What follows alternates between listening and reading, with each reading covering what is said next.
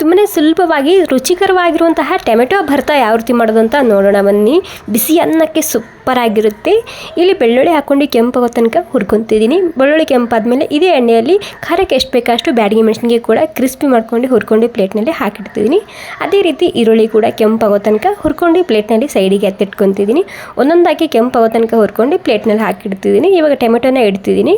ಒಂದು ಸ್ವಲ್ಪ ಉಪ್ಪು ಹಾಕ್ತಿದ್ದೀನಿ, ಜಲ್ದಿ ಸಾಫ್ಟ್ ಆಗುತ್ತೆ ಟೊಮೆಟೊ. ಉಪ್ಪು ಹಾಕಿ ಎಲ್ಲನೂ ಸಾಫ್ಟ್ ಮಾಡ್ಕೊಂಡು ತೊಗೋಬೇಕು ಟೊಮೆಟೊ. ಓಕೆ ನೋಡಿ, ಮತ್ತೆ ಇದನ್ನು ಉಲ್ಟಾ ಹಾಕಿ ಮತ್ತೆ ಇದನ್ನು ಮುಚ್ಚಿಡ್ತಿದ್ದೀನಿ. ಅಂದರೆ ಎರಡೂ ಸೈಡ್ನಲ್ಲಿ ಪೂರ್ತಿಯಾಗಿ ಸಾಫ್ಟ್ ಆಗಬೇಕು ಟೊಮೆಟೊ. ಸಾಫ್ಟ್ ಆದಮೇಲೆ ಇದನ್ನು ಸಿಪ್ಪೆನ ಬೇರೆ ಮಾಡ್ಕೊತಿದ್ದೀನಿ. ಇವಾಗ ಹುರಿದಂತಹ ಎಲ್ಲ ಸಾಮಗ್ರಿ ಒಂದೊಂದಾಗಿ ಕೈಲಿಂದ ಕ್ರಷ್ ಮಾಡ್ಕೋಬೇಕು ಅಷ್ಟೇ.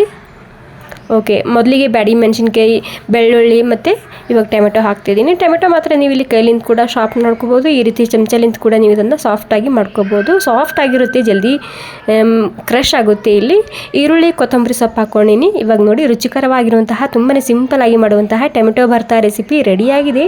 ಬಿಸಿ ಅನ್ನಕ್ಕೆ, ಚಪಾತಿ, ರೊಟ್ಟಿ ಎಲ್ಲದಕ್ಕೂ ಸೂಪರಾಗಿರುತ್ತೆ. ಟ್ರೈ ಮಾಡಿ ನೋಡಿ. ಇಷ್ಟ ಆಗಿದರೆ ಒಂದು ಲೈಕ್ ಮಾಡೋದು ಮಾತ್ರ ಮರಿಬಾರ್ದು. ಥ್ಯಾಂಕ್ ಯು ಸೋ ಮಚ್ ಎಲ್ರಿಗೂ.